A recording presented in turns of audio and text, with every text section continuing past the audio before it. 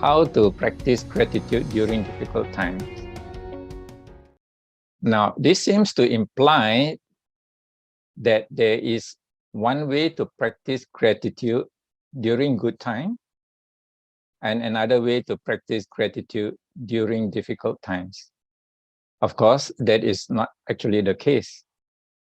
However, when we are facing difficult times, it can sometimes be very difficult for us to be calm or be grateful because of the negativities that are bountiful during those times. So basically, to answer these questions straight away in simple terms, there is no difference in practicing gratitude during good times and during difficult times, except that during difficult times, we have to put in a lot more effort to look for the good. But before I get into the details of how to practice, this is what I would like to do. This is how I would like to present my talk this evening. I'm going to try to answer 3 questions. The first question is, what is gratitude? At first glance, it might seem like it's almost instinctual for us when we heard the word gratitude. It's like we know it. But at the same time, if we are asked to properly define what gratitude is, we may find a problem in defining it. And for scientists who want to study gratitude, that kind of vagueness is not acceptable. So they have to come up with a proper definition of gratitude. And we will go into that in a little while. The second question is, why be grateful? Of course, that means that when we are grateful, there is plenty of evidence to show that gratitude confers a lot of benefits to the practitioner as well as to society in general. And we will also go into details of that later. How to be grateful in difficult times. Okay. I will spend about 10-15 minutes on the first questions, and then when about 10-15 minutes for the second questions, and leave the rest for the third questions. Okay. So, what is gratitude?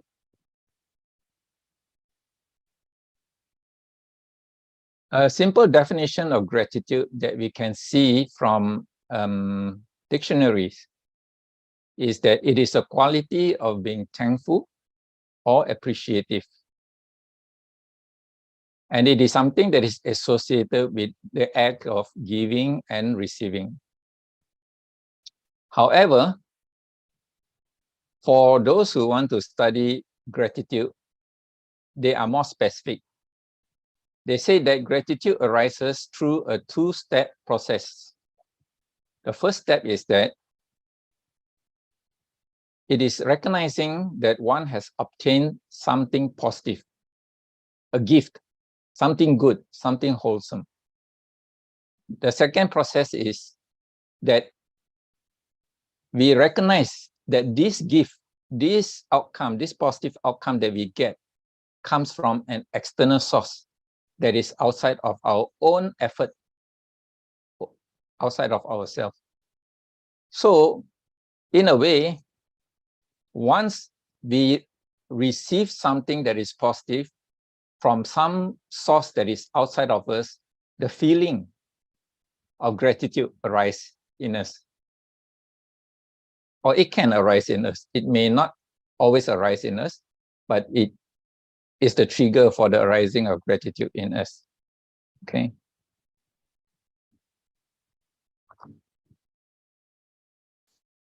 So in a way, it is an acknowledgement that there is goodness in one's life, that we are getting something good in our life, something wholesome, something that we are going to benefit from. And we recognize that this source of goodness being outside of us.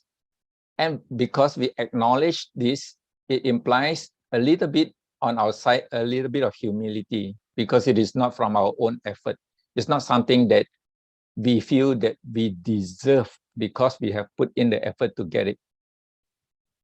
Sometimes this gift, this goodness that comes to us come unexpectedly, right? So it implies humility, the willingness to admit that we are getting something perhaps for nothing, for not doing anything, okay? It also implies that we recognize there is goodness in this world. Now, this is a very important worldview, because if we become cynical and we think that there is nothing good in the world, it is very hard for us to practice gratitude. So the more cynical a person is, the harder it is for him to practice gratitude, right? And of course, in the end, there is this sense of appreciation of the goodness that we have received, okay? This is basically what gratitude is. Now, when researchers and scientists study gratitude, they ask themselves, what exactly is gratitude? Can we say that it is an emotion or a state, which means that this is a feeling that arises from circumstances, it is short-lived, it arises just for a little while, it stays with us, and then it goes off, right? Or is this gratitude an enduring trait or attitude? In other words, is it a settled way of thinking or feeling about something that our mind has predispositions to stay in, something hardwired in our brain, a mental habit, okay? If it is enduring, then it is called a trait or an attitude. If it is transient, it is called a state or an emotion. And there are also some scientists who say that it could be a mood, which is somewhere in between transient and enduring, okay? Something that wax and wane, all right? There are also people who say that gratitude can actually be a form of personality. It's embedded as a personality trait, okay? There are also people, especially philosophers, who say that gratitude is actually a virtue, a moral behavior, an ethical value, okay? So gratitude can be many things to many people, but studies have shown that gratitudes are all of the above. It's a transient state. It's also an enduring trait in some people. It is also a moral value, a virtues, and all the positive association with gratitude. Okay. Now,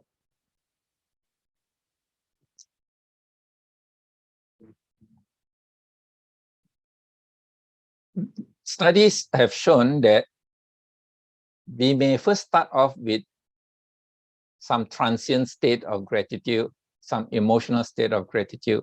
But if we continue to repeat this state over and over and over again over a long period of times, eventually that gratitude state stay with us in our predispositions. It becomes an attitude, a more enduring attitude in us. And this change is called neuroplasticity, the ability of the brain to create new neural pathways. And what happens is that when we consistently have this repeated state of gratitude, new neural pathways are born, and they multiply and they get more and more, the more we have this repetitive state of gratitude, until eventually one day it becomes set in the brain and the pathways becomes permanent, all right? Now, this is something that the Buddha already knew a long time ago, 2000 over years ago. In the Devda Vitakka Sutta, which is found in Majjhima Nikaya number 19, the Buddha said, whatever a monk keeps pursuing with his thinking and pondering, that becomes the inclination of his mind. Okay, so what it means is that if we think about something repeatedly, it becomes habitual. This is good if we want to practice a positive mental habit. All we need to do is to repeat the positive emotion over and over again in order for us to be eventually able to fix that state into our mind. Okay, but on the downside, it can also be caused by negative emotion. If we have the habit of ruminating or thinking about negative things, then that habit can also stay with us. So it is really important for us. That is why it is very important for us to be mindful of what we feed into our mind. Or it's important for us to be mindful of what we focus or pay attention to in our mind. Because whether it is good or whether it is bad, it can become a permanent state.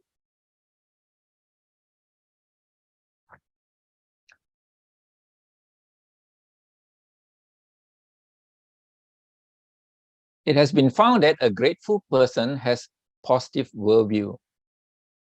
The grateful person sees the world as colorful, a lot of potentials, a lot of opportunities. It is not bleak or dark or even gray. Okay, so a grateful person is naturally hopeful and optimistic. And being hopeful and optimistic is beneficial in the sense that an optimist is always happier and physically as well as mentally healthier. And also actually luckier, because the mind of an optimist is open to opportunities. On the other hand, a pessimist is more unhappy, more unhealthy, both physically and mentally, and more unlucky, basically because his mind is closed to possibilities, to opportunities.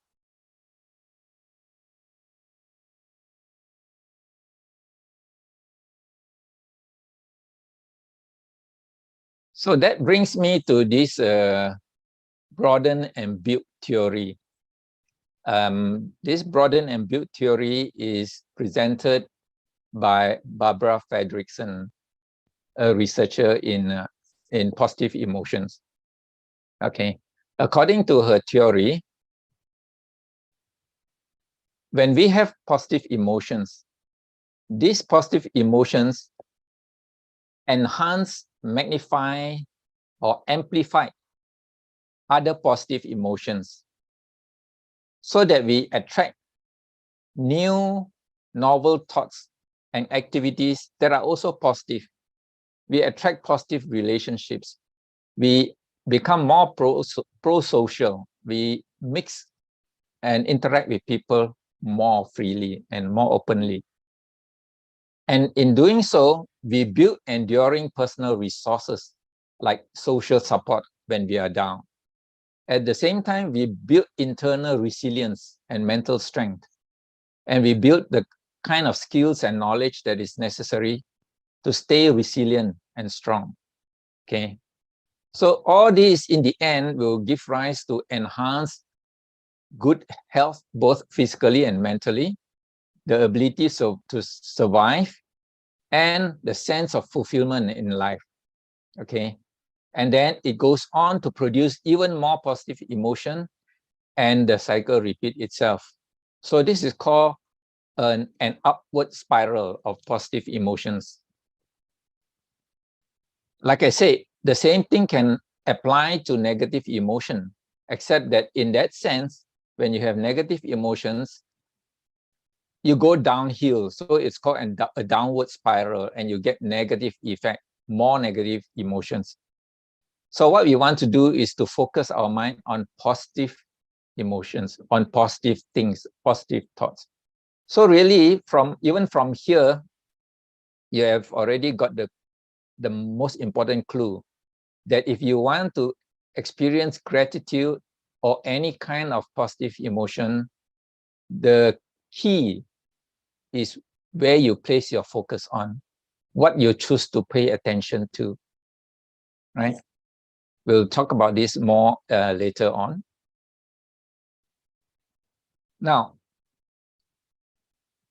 gratitude is a practice that is found in all major religions, whether it is Judaism, Hinduism, Buddhism, Islam, Christianity. All major religions praise gratitude and encourage gratitude in their practitioners. Okay.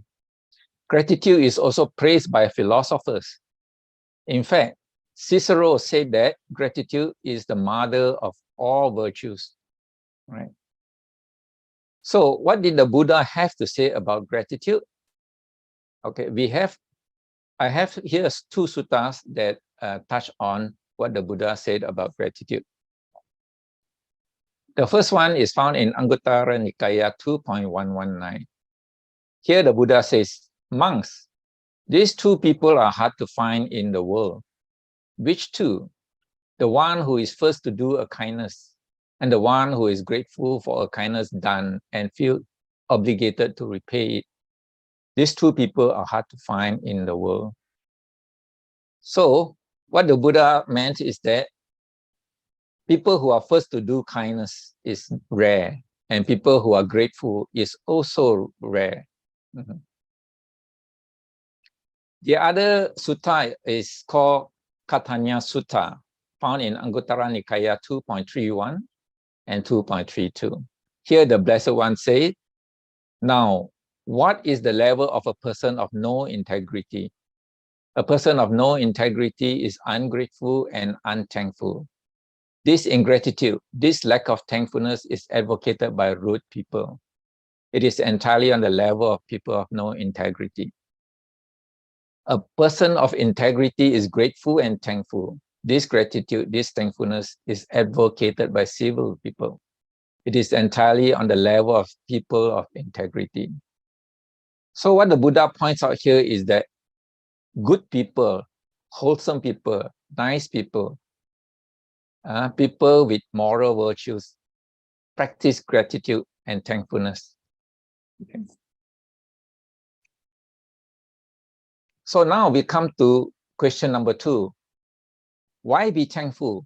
In other words, why is gratitude so good that we want to practice it? It is said that gratitude is a glue that binds society together, brings people together. It has physical, emotional, mental, and interpersonal benefits. Now, to practice gratitude is a choice, and it is a skill that anyone can learn, provided you put in the aspiration and the determination to learn it. Okay, like any skill, you have to believe that you can practice it, you can succeed in it. If you don't have this belief, then there is no incentive of motivation for you to practice, to choose to practice gratitude. Okay. The benefits of gratitude extends into almost every aspect of our life. Personally, to the individual, physical and mental and emotional, we have mentioned. Socially, in relationships, as well as in career, in jobs. Now, let's take a look at physical benefits of gratitude. Gratitude improves physical health. It helps a person to sleep better, become more energetic, and people who are grateful tends to exercise more and live longer. In fact, grateful people also tend to have better outcomes when they are sick. Studies of patients who have cardiac diseases found that those patients who are grateful tend to recover faster, tend to sleep better, tend to also have lesser level of inflammation in their cells. So gratitude confers a lot of physical benefits. Gratitude also confers a lot of emotional benefits. It makes us feel good. It makes us more relaxed. It triggers the relaxation response in us, the parasympathetic nervous system. So we become less stressed. We are more open to ideas. We become more resilient in facing adversities. And in fact, we have better happy memories. In fact, studies have also shown that people who are resilient have happy memories in two ways. One way is that they are able to pick up and recall the happy memories that they have. The other way is that they can actually reframe even bad memories. Meaning, for example, when we were small and we encounter a bad experience, that experience can stay with us and become a bad memory for us. But grateful people can reframe that. Like, for example, they can take a look back at those memories and they say, oh, that was the time when I was small. Because I was small and young, I was not so mature. So I see things black and white only. So of course, that time, something like this is either good or bad. And if I already label it as bad, I only see it as bad. But now that I am an adult, I do not necessarily see things as black and white. I see a lot of grays in between. And when I look back at the bad memory, it may not actually be as bad as before, as the first time. So they can actually reframe their perspective and thereby reduce the bad memories and increase more good memories. In that way, they become happier as well. Okay. Gratitude also has conferred us with a lot of mental benefits. We become less materialistic, become less self-centered. In fact, we become more people-centered, outward-looking. And because of that, we feel good about ourselves. We feel more positive self-worth and self-esteem.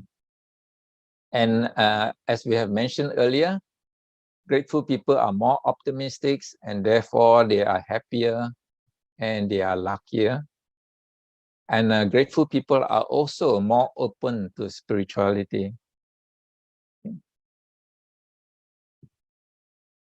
There are a lot of benefits also in terms of relationship.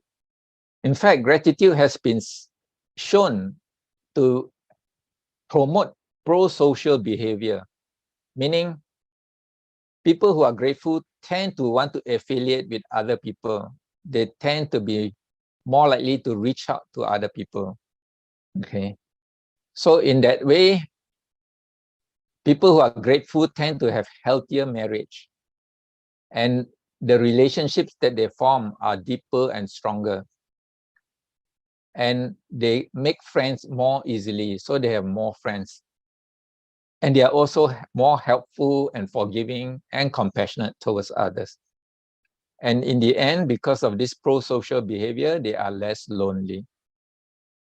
So scientists have a specific term for this kind of thing. They call it find, remind, and bind. What it means is that because of gratitude, we have pro-social behavior that allows us to find new friends, new relationship, and it helps us remind us of the good relationships that we already have and strengthen it, making it deeper and stronger. So the relationship, the binding of the relationship is there. So that's why it's called find, remind, and bind. Now, grateful people also benefits in career. It improves relationships with their colleagues. And in fact, if they are in position of management, they tend to make better decisions and more, what do you call, considerate decisions as well. So in the end, it is easier for them to achieve the goals and increase productivities in the office. And of course, when you are grateful and you have this pro-social behavior, you tend to create an environment at work that is easy and relaxed for the people, for your colleague, you know, instead of a toxic environment where people try to outdo each other in a negative way. Right? So, how can we be grateful? How can we practice gratitude? This is the answer that I'm going to give for today's topic and the third questions that I mentioned just now. Now, no matter what circumstances we are in, no matter where we are, no matter what we are facing, we can always be grateful for the fact that we are alive. Okay, that is the first thing we can be grateful for. We are alive. The Buddha already taught us that a human life is very, very precious and very, very rare. Okay, it is difficult to be born as a human being. So being born as a human being and being alive itself is a cause to be grateful. The other things that we can be grateful for is for the health that we have. If we are healthy and we are able to do things without pain and aches, without any limitations, that is something we can be grateful for. Even if we are sick, even if we are not perfectly healthy, even if we have pains and aches, we can still be grateful for the ability to still be able to function, whatever, despite the limitations that we have, right? And we can always be grateful for the opportunity, for whatever opportunities that come our way. We can also be grateful for the people in our life, our parents, our siblings, our friends, our colleagues. Of course, it depends on how good these people are in your life, in the circle of your life. The trick, therefore, is not whether, I mean, again, we can see that it's not so much about things outside of us or people outside of us or around us. It's a question of what we want to focus on. I mean, there are good people and bad people that we encounter in life. If we continue to focus on the bad people in our life, then it's hard for us to feel grateful. But if we just tune our mind to look for good people in our life and focus on them, then it is easy to become grateful. Of course, even if it is someone bad in our life and we can't avoid that person, even in that bad person, there are some good traits, some good qualities that the person has. And we can focus on those good qualities and still be grateful, right? So it is not that we have no opportunity to be grateful or no opportunity to practice gratitude. We have. We only need to train ourselves to look for the good everywhere. Therefore, even in hardship, in time of adversities like this pandemic, in difficult situation like a recession, inflations, and all the difficult environment out there, we can still be grateful if we can tune to what is good that we still have in our life, right? So one way to practice how to be grateful for me, which was taught to me by Dr. Pang, was to focus on these three things. Number one, what has gone right in your life? Number two, what has not gone wrong? And number three, what has gone wrong, but you learn a valuable lesson about life from it? What do I mean by that? Number one, what has gone right in your life basically refers to things that you actually have planned and goals that you want to attain and the effort that you yourself have put in. And in the end, everything falls into place and you have attained the goal. So you have been successful in attaining what you want to do. You can be grateful for that thing.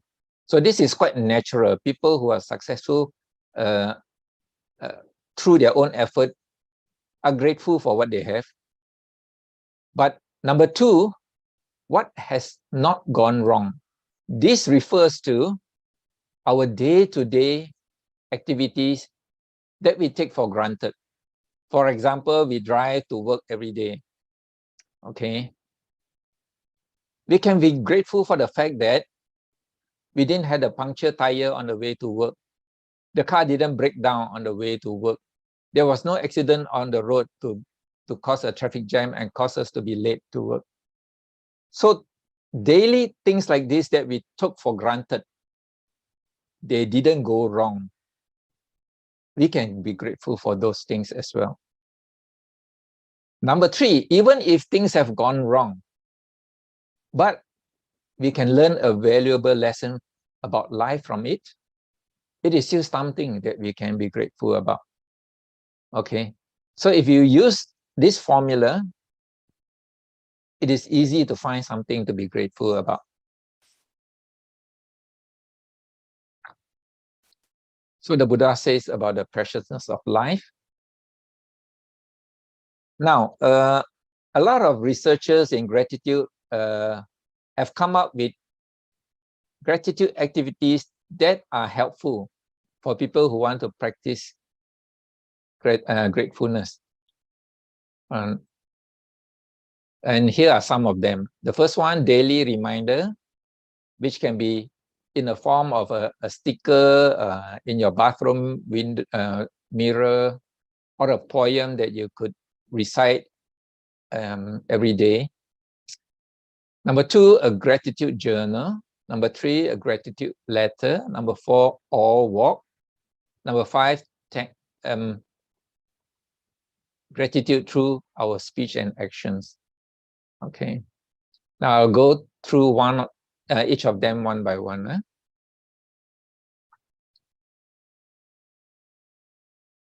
So how to be grateful? This is a simple poem that you can recite to remind yourself to be grateful. I used to practice this for a long time. I was practicing this when I was a bit younger. And it helps me to generate a sense of appreciation for what I have. And it's easy to remember also because it rhymes. Thank you for the abundance. Thank you for the wealth. Thank you for all the happiness, protection, and good health. Okay.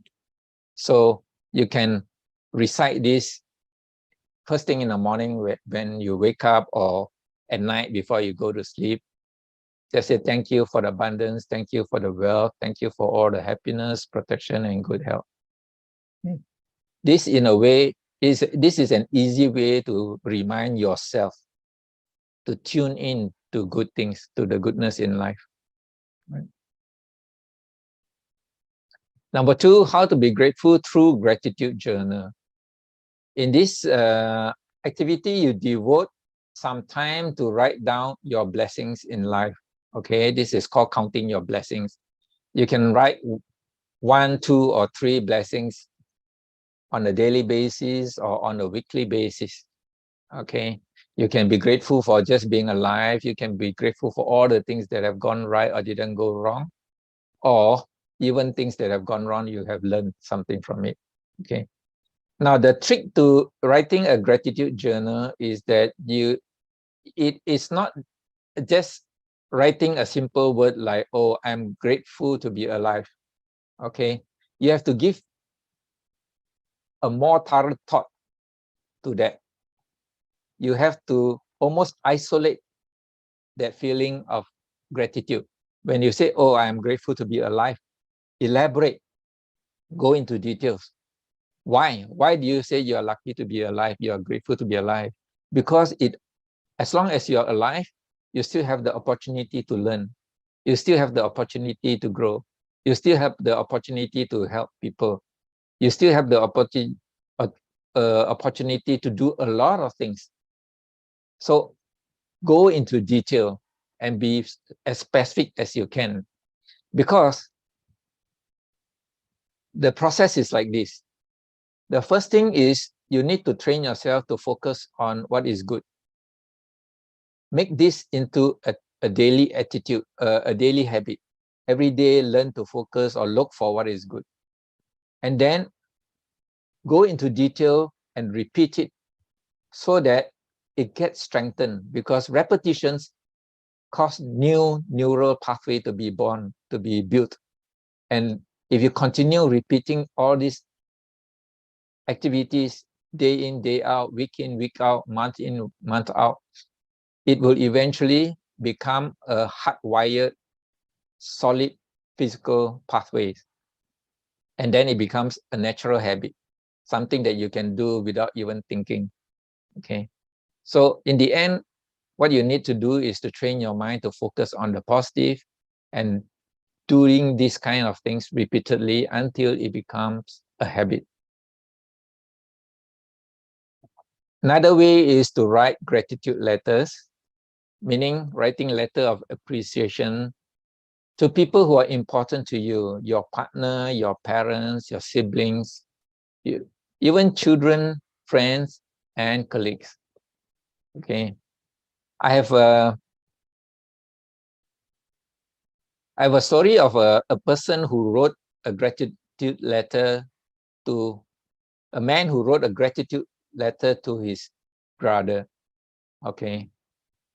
The brother didn't expect this letter from him, but when he read this gratitude letter from him, he was so touched that he said his tears almost fell from, he almost cried. Okay. He was so touched by the fact that his brother wrote him a gratitude letter. So again, when you write a gratitude letter, you can write it because you are thankful for a specific event that has happened. Maybe someone helped you in a big way to achieve something that you could not otherwise have achieved. Or you can be thankful something that is general in a relationship. Like, for example, you can thank your spouse for all the years of happiness that you have experienced with your spouse. And to make it even better, you can list down one by one what are all the good things that you have benefited from this relationship. Okay, the more detailed, the more personal, the better. Okay. Another way to create the sense of gratitude is all walk. All is a sense, or it's an overwhelming self-transcendent sense of wonder and reverence, a part of something larger than oneself, like nature, music, art, or sometimes a spiritual figure like the Dalai Lama. Okay, when you see the Dalai Lama or you see someone spiritual, it can be an awe-inspiring experience. Okay, and you can feel extremely grateful for having been there in his presence. This kind of awe-inspiring feeling can happen also if you go for nature walk. Scientists have done these studies, getting people to do nature walk 15 minutes a day for about 8 weeks, and they see that the participants have better positive mental health, increased level of gratitude and compassion, and they become more outward looking rather than inward self-centered. Okay.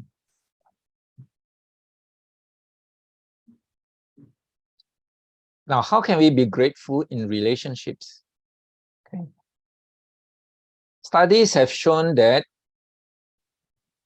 gratitude is one of the key criteria for a wonderful, content relationship. Okay. If both partners are grateful and they show it through their speech and action, through small actions, then that relationship will last. On the other hand, studies have also shown that if you have contempt for your spouse, for your partner, then very likely that relationship is going to end. Okay. So how can we be grateful in relationship? First, we can be generous in our speech. Use a lot of words like thank you and sorry if you have done something wrong. Okay. I think it's not too difficult to say thank you when somebody has done something nice for us. But I find that a lot of people seem to have quite a strong pride and find it difficult to say sorry. So the trick to practicing to say sorry is say sorry for small things first. Okay.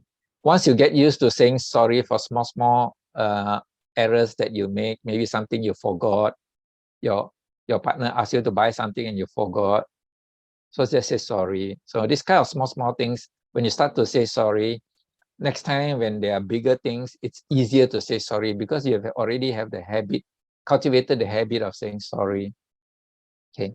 So saying thank you and saying sorry are two important habits that we should have. Okay. We can also make an effort to do small daily acts of kindness by, for example, bringing your partner a cup of tea in the morning, tidy the kitchen, compliment him or her for her dressing, for her good mood, things like that. Small things, daily things. Say something nice. In the same way, we can train our mind to notice good things and reciprocate. Okay. And finally, try to involve your children. Okay.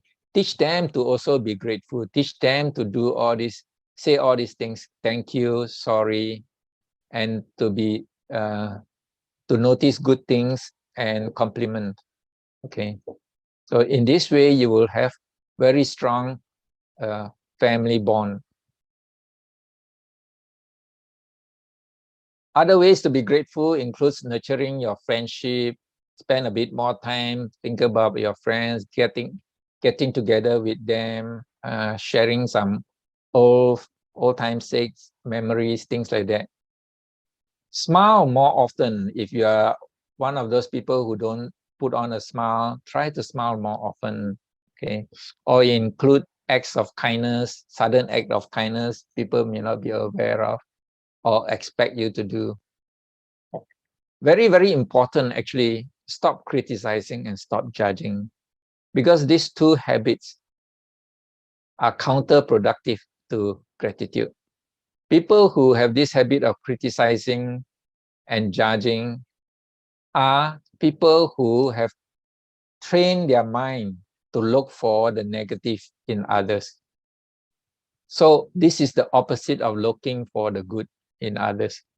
Therefore, if you are critical and judgmental, how can it be easy for you to be grateful? It is not. So stop this habit of criticizing and judging, or at least work hard to reduce this habit.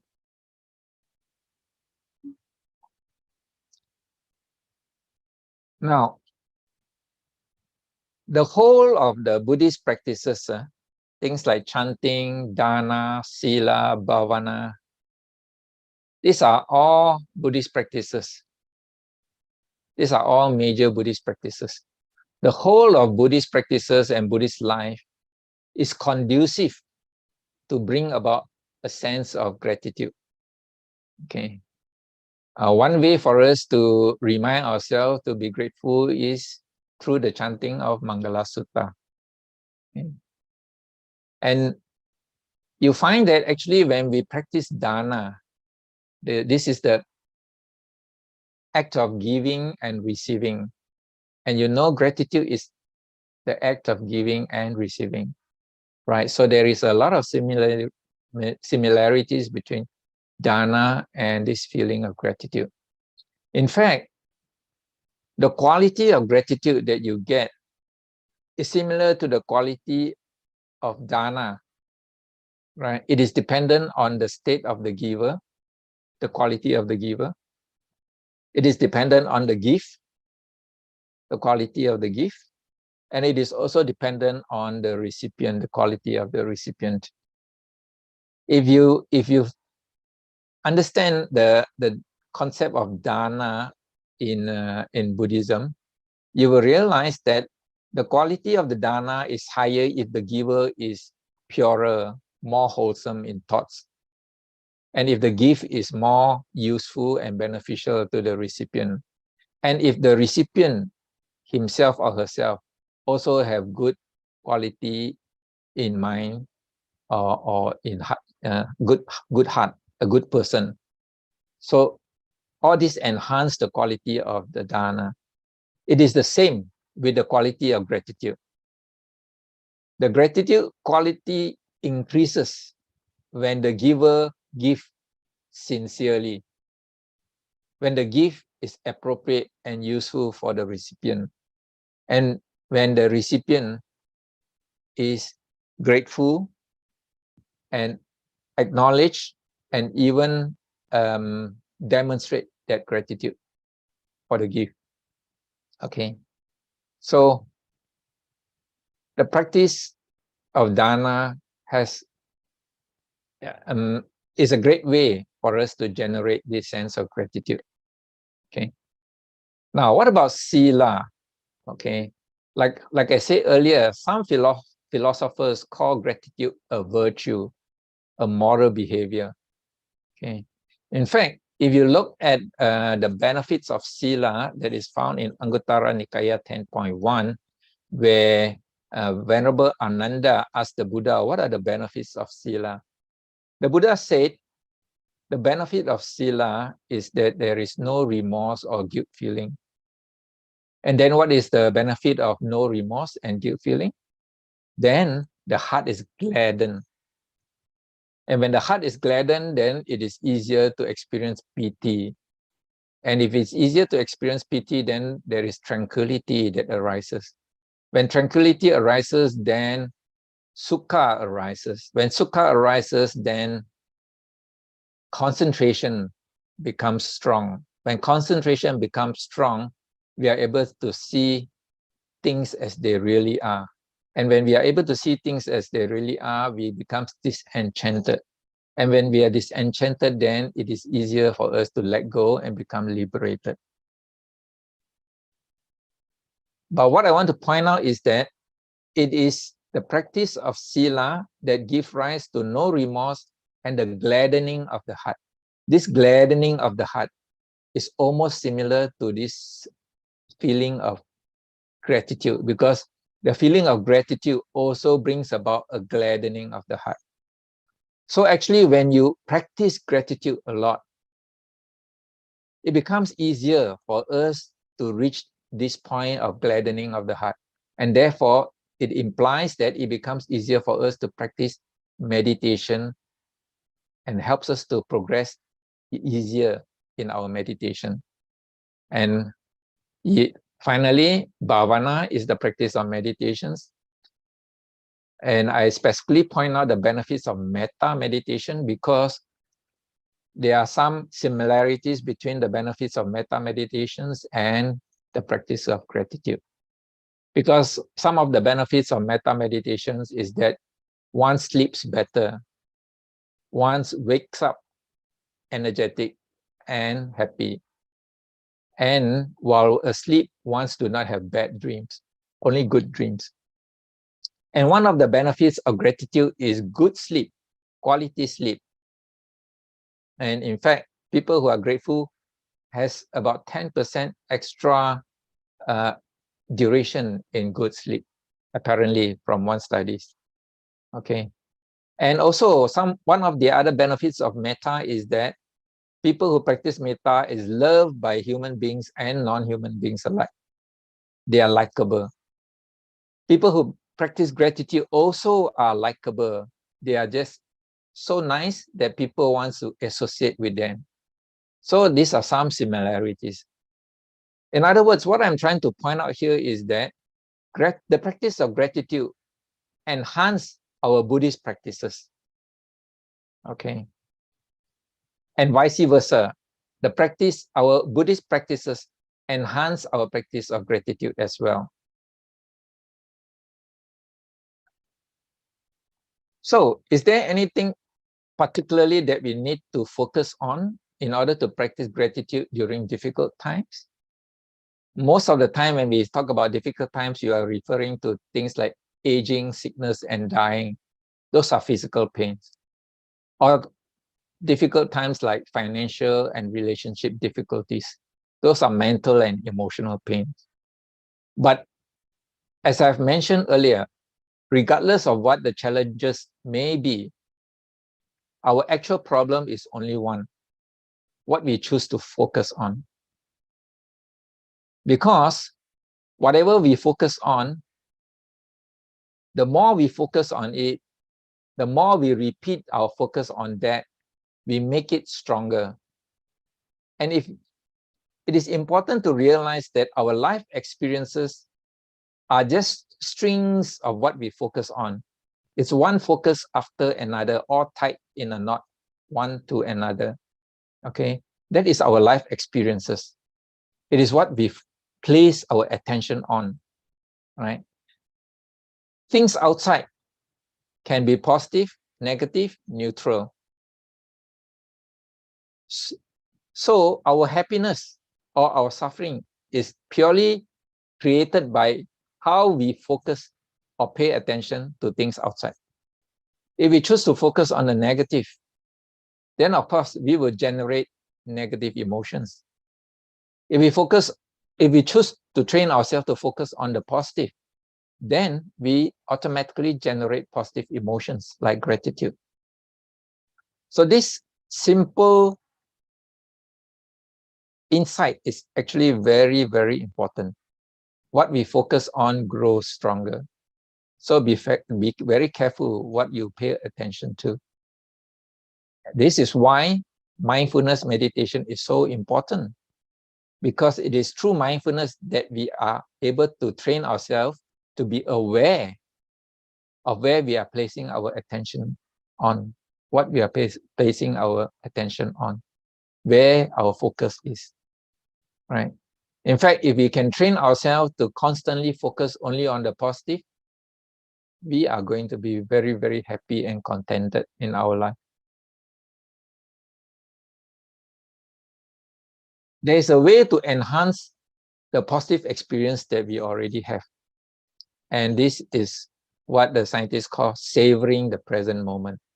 Savoring is the capacity to notice, again, to notice, to be aware of, to appreciate, to enhance, and to prolong a positive experience. Okay.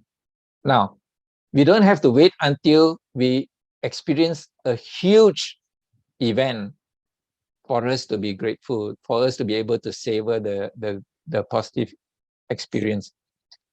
Okay, a huge event gives us very intense emotion, but small daily events, small daily activities, although they are not so intense in emotion, the frequency, the repetition is actually more beneficial to us because it helps us to create a habit in our mind. So learn to savor the present moment in every small activity in our daily life. Okay. The scientists call it sensory perceptual sharpening. In our lay Buddhist term, it's called present moment awareness. Okay. We can learn to also recall some of the positive experience that we have and repeatedly share it, name it. The more we talk about it, the more we recall it or write it down, we strengthen that experience. We make the experience last and make it more easy for us to access it when we want to in the future. Okay. So in the end, although gratitude can be experienced as a state or a temporary short-term emotion, what we want to do is to train our mind to practice looking for the good in everyday things, in everyone, in every event, so that this training of repeating looking for the good helps us to habituate looking on the positive side of life. This is called mental positioning. And if we continue to repeat this, it will eventually become hardwired in our brain and become a habit that is difficult to eradicate later on. Simply summarize it by saying that, number one, we should practice gratitude because there are so many benefits that we can get from the practice of gratitude. Number two, in order for us to practice gratitude, it is actually a training of our mind, training our mind to focus on what is good, what is positive, what is wholesome, and to do this repeatedly until it becomes a mental habit. Because the Buddha says that whatever your mind ponders upon repeatedly becomes the inclination or the mental habit of your mind.